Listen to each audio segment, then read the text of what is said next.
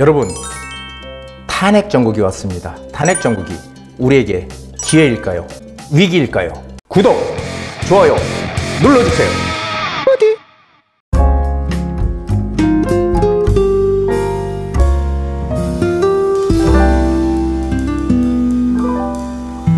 부동산 DJ. 안녕하세요. 부동산 DJ 한정훈입니다. 자, 부디의 한소 오늘의 주제는 바로 이것입니다. 내년 시장에 대한 전망, 내년 시장의 흐름을 한번 제가 알기 쉽게 정리를 좀 해드리는 시간을 준비하겠습니다. 지금 세상이 시끄럽습니다. 탄핵이란 말이 여기저기서 들리면서 이 탄핵 정국이라는 얘기들이 많이 나오고 있죠. 갑자기 예상치 못한 부동산 시장에 돌발 변수가 생겼죠, 지금. 자, 그렇다면은 과연 이런 것들이 어떻게 진행이 될지, 이게 얼마만큼 우리한테 영향을 미칠지 한번 살펴보죠. 자, 본래 내년에 2025년도 시장의 키워드는요, 한마디로 얘기하면 전세입니다. 키워드 전세. 그런데 지금 하나가 더 생겼죠. 전세와 탄핵 정국. 이 두 가지 키워드가 지금 내년 시장을 흔드는 그런 대표적인 키워드입니다. 자, 2025년 제가 예상했던 거는요, 바로 2025년은 전세 대란의 시작점이다, 이렇게 얘기했습니다. 자, 그런데 여기 이제 탄핵 정국이라는 게 하나가 더 들어갔는데 한번 제가 풀어드리도록 하죠. 자, 부동산 세미나 먼저 공지합니다. 12월 26일 목요일 오후 2시입니다. 본래는 수요일 날이 저희가 세미나 하는 날인데 12월 25일이 성탄절이죠. 네, 성탄절은 같이 쉬면서 26일 목요일로 바꿨습니다. 자, 분당선 7호선 더블역세권 강남구청역 3번 출구고요. 주제는요, 2025년 탄핵 정국, 지금 탄핵 정국이 계속 지속이 되고 있죠. 자, 이렇다면 부동산 시장에서 상당히 지금 뭔가 안 좋은 얘기, 경제도 안 좋고 지금 상당히 지금 문제가 많이 되고 있는데요. 이 탄핵 정국에서 위기 속에 기회를 찾는 틈새 투자법을 알려드리도록 하겠습니다. 우리 IMF 때나 금융위기 때나 항상 돈을 버는 사람들은 벌었고요. 못 버는 사람들은 못 벌었어요. 못 버는 사람들은 경제가 아무리 좋거나 나쁘거나 못 버는 거고요. 돈을 벌 줄 아는 사람들은 경기가 아무리 좋아도 돈을 벌었습니다. 단지 그 숫자가 소수일 뿐이라는 게 다른 것이겠죠. 자, 선착순 10명 예약 필수입니다. 1:1 개별 상담 수시로 접수합니다. 1:1 개별 상담은요, 이때 모든 분들을 위해서 자, 본인이 가지고 있는 부동산에 대한 그 여러 가지 문제, 궁금한 점들, 이런 것들을 다 풀어드리고요. 그리고 또 어떤 것들을 정리를 한다면 어떤 걸 먼저 정리를 해야 될지, 부동산에 관한 모든 것을 1:1 개인 상담으로 진행을 해드립니다. 그건 수시로 접수하니까요, 수시로 전화 주시면 됩니다. 자, 전세 대란이 내년 시장의 키워드다, 이렇게 제가 말씀을 드렸는데, 전세 대란이 일어나는 이유는, 가장 큰 이유는요, 신규 입주 물량의 부족입니다. 자, 신규 입주 물량. 근데 전세든 매매가든 어디가 기준이죠? 어디가? 지역적으로 보면 서울이 가장 기준이 됩니다. 이 서울이 기준이 되는데, 이 서울이 항상 모든 것에 기준이 된다는 건 다들 아시죠? 자, 그래서 여기 보면요, 이게 요 위에 이 빨간 선 있죠? 요 빨간 선. 요 위에 빨간 선이요, 적정수요입니다. 서울에 매년 신규로 입주를 하는 물량, 이게 매년 입주해야 되는 물량이 46,677. 자, 이렇게 지금 돼 있어요. 그러니까 46,000 가구 정도가 매년 입주를 해야 되는데, 계속 이 윗선에, 이 빨간 선에 밑에 있죠. 항상 지금 공급이 계속 서울은 부족하다는 얘기를 지금 하고 있는 겁니다. 그런데 문제는 2025년도는 36,659세대로 그나마 이 입주 물량이 들어오는 데 비해서 2026년도는 2,388, 3,899, 2027년 이때부터 완전 공급 절벽이죠. 그런데 2025년도에 36,659가구가 입주 예정이다, 이렇게 돼 있는데, 참 이런 것들도 전체적으로 지금 좀 늦어질 가능성이 상당히 많습니다. 그래서 지금 신규 입주 물량이 턱없이 부족하다라는 게 전세 대란이 일어나는 가장 큰 문제입니다. 그래서 정부에서는 어떻게든지 공급을 늘리기 위한 여러 가지 방법들을 쓰고 있죠. 다들 아시죠? 뭐 재건축 재개발을 활성화시켜서 공급을 빠르게 늘리겠다라고 하지만 지금 빠르게 늘어나지 않고 있죠. 왜냐하면은 이 집이라는 거는 그냥 뭐 하루아침에 질 수 있는 게 아니잖아요. 그래서 아파트를 짓더라도 보통 아파트를 착공을 해서 나중에 준공까지 해서 입주하는 데 걸리는 시간이 보통 한 3년 정도를 잡았는데요. 지금 한 3년 6개월 정도를 더 잡아야 된다고 해요. 그만큼 시간이 많이 필요한 거죠. 그렇기 때문에 입주 물량이 상당히 부족하다는 겁니다. 거기에 다주택자 규제, 이 다주택자 규제, 특히 여기에 지금 취득세 중과가 있죠. 취득세 중과.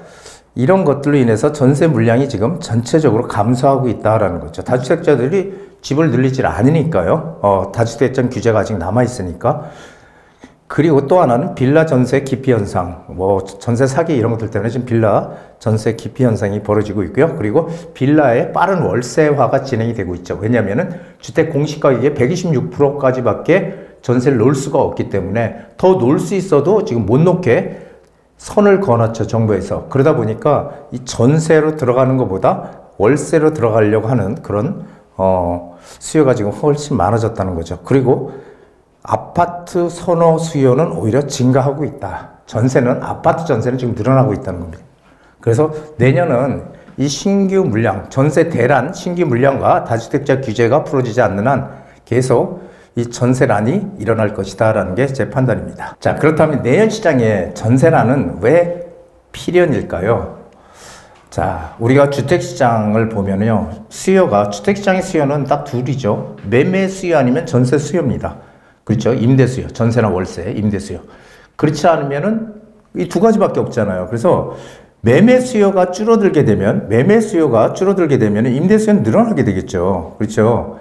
근데 매매 수요가 늘어나면 어떻게 돼요? 임대 수요는 당연히 또 줄어드는 거예요.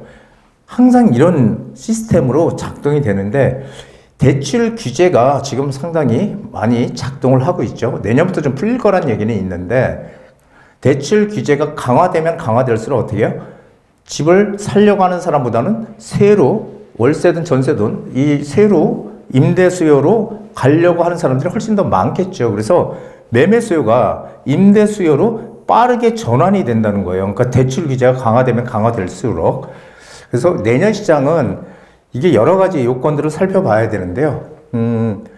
내년 시장 전세가 필연이다라는 것은 뭐 제가 항상 말씀드리지만 한번 자세히 생각을 좀 해보시기 바랍니다.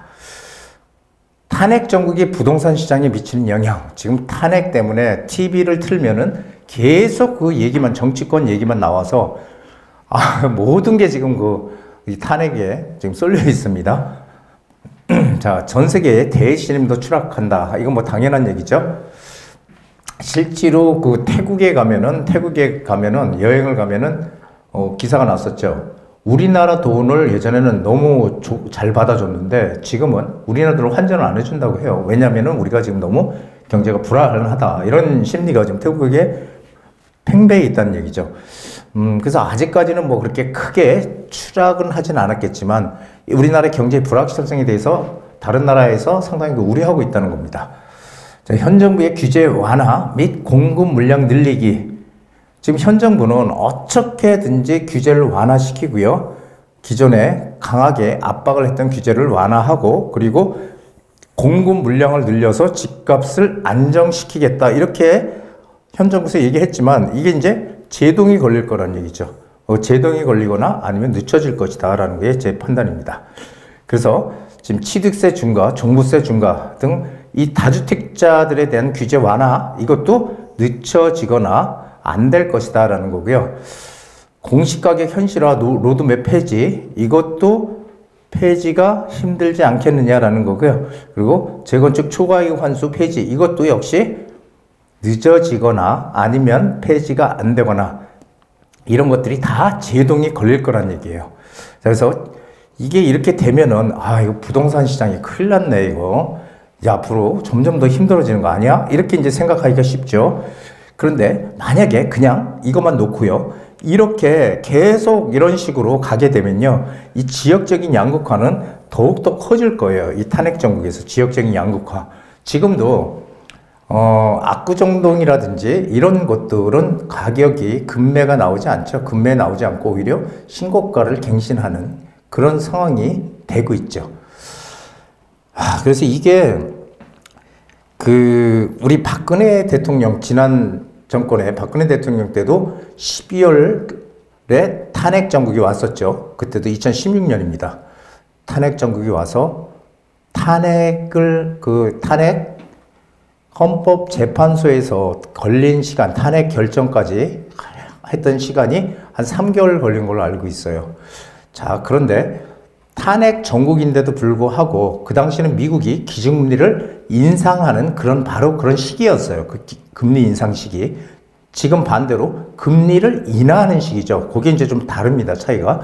그래서 한 3개월 정도 걸려서 2016년도에 상당히 그때는 거래가 완전히 정지가 됐었죠. 한 3개월 동안 2016년 12월부터 11월, 12월, 1월 달까지 거의 거래가 정지가 됐다가 한 2월 달부터 다시 금매가 소진이 되면서 살아나기 시작했어요. 그래서 지난 정부에서 박근혜 정부에서 탄핵을 했을 때 한 3개월 정도가 거래가 중단이 되는 그런 사태를 빚고, 그리고 금매들이 막 나오고, 많이는 아니었지만 그래도 나오던 그런 시절이었다는 겁니다.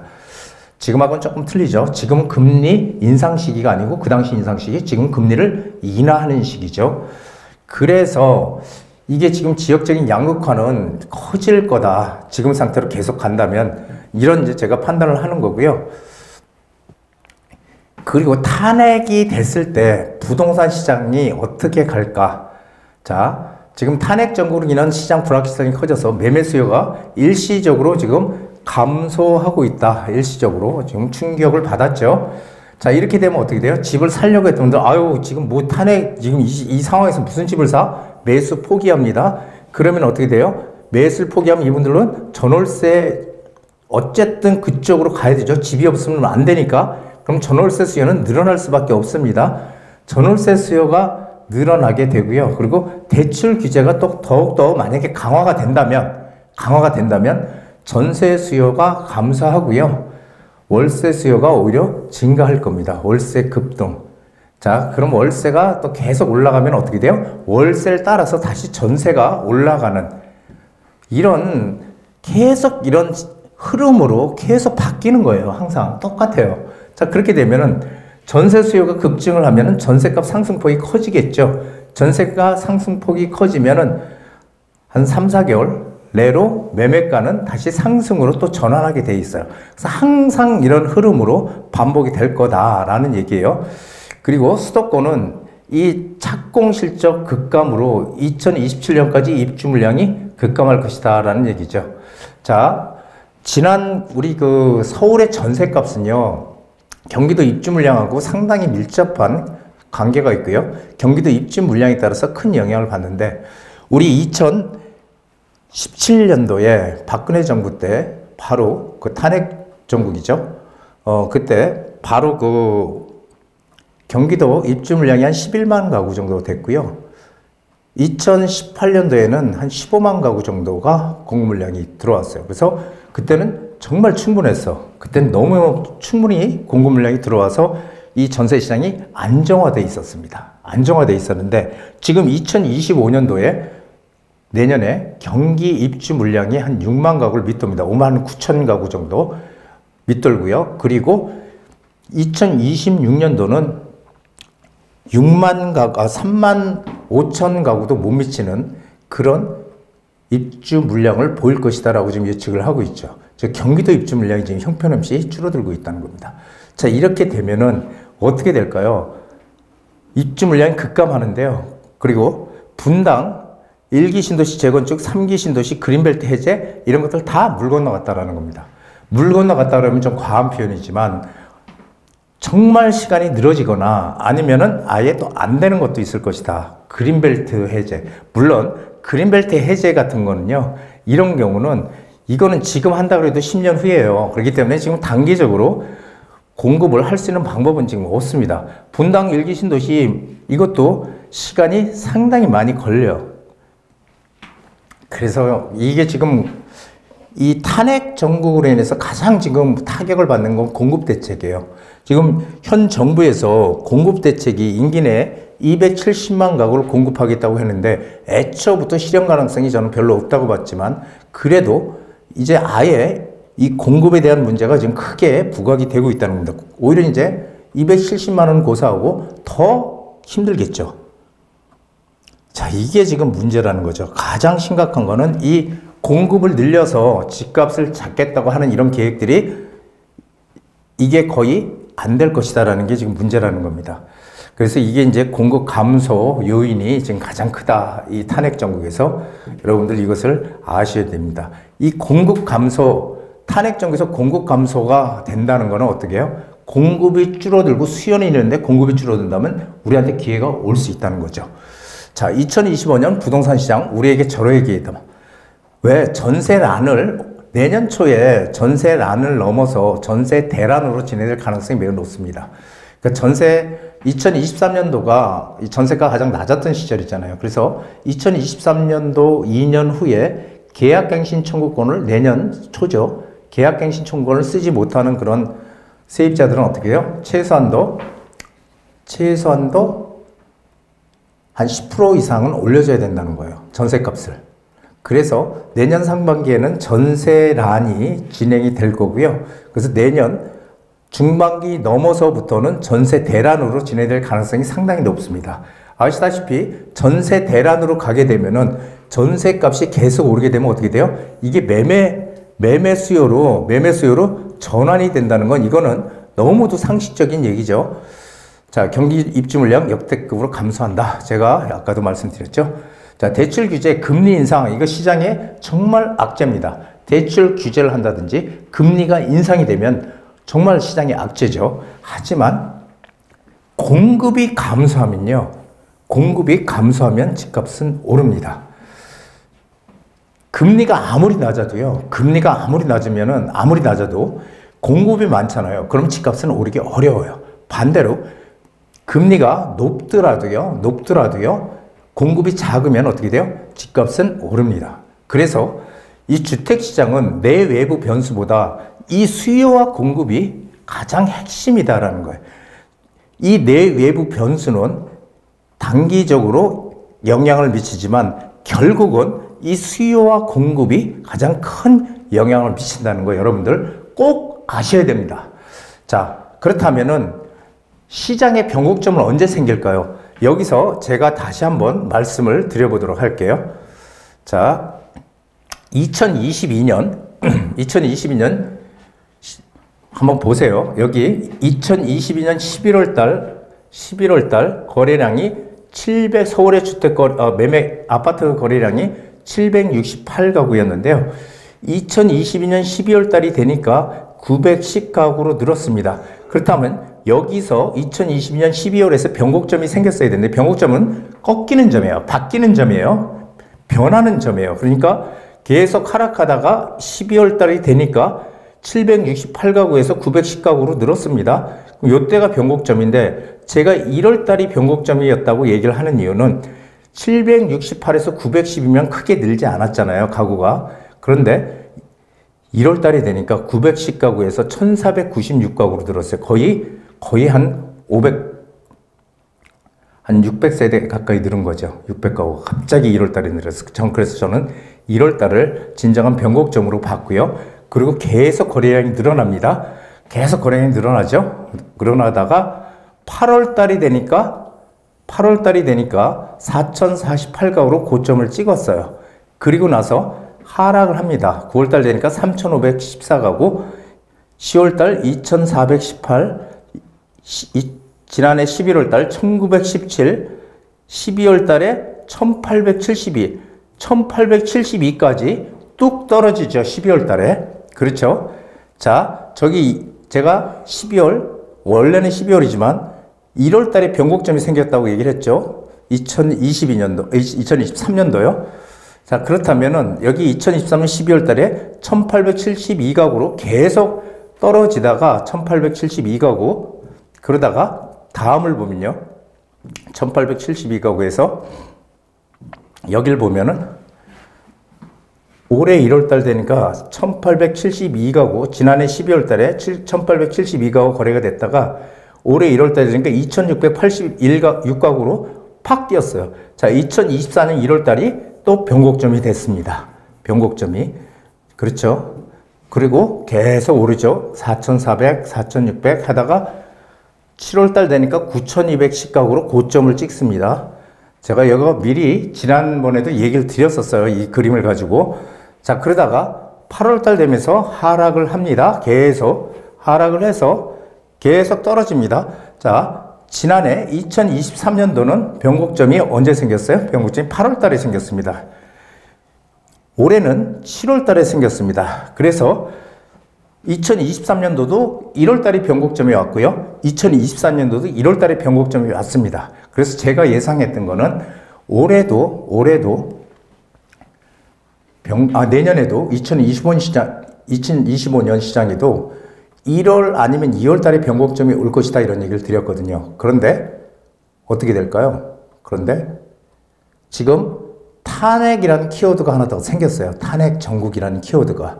자, 그래서 탄핵 정국에서 지난 박근혜 정부에서도 그랬지만 박근혜 대통령 시절에도 그때 탄핵 당시에 한 3개월 동안 완전히 정체가 됐었습니다. 아예 거래가 아예 안 됐던 급매물이 많이는 아니지만 어느 정도 나왔지만 그것조차도 소화가 안 됐던 시절이에요.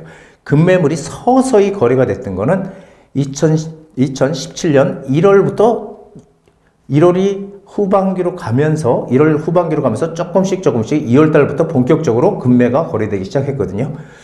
자, 그래서 저도 한 2월 달 정도로 이제 1월에서 내년에 바뀔 거다라고 봤는데 탄핵 정국이 생기면서 시간이 조금 늦춰질 것 같아요. 그러면은 한 2개월 정도가 늦어질 것 같습니다. 그러면 제가 판단하는 거는 한 3월에서 4월경에 변곡점이 생길 거다. 변곡점. 이런 얘기입니다. 3월에서 4월경에 변곡점이 생길 거다.